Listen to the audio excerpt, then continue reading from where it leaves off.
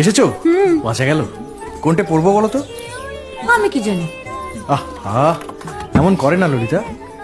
আচ্ছা, এই যে মেয়ে দেখতে যাব, সেই মেয়েও তো আমাকে দেখবে। কোনটা পড়লে ভালো লাগবে বলো না। ও দেখার সময় আমার নেই।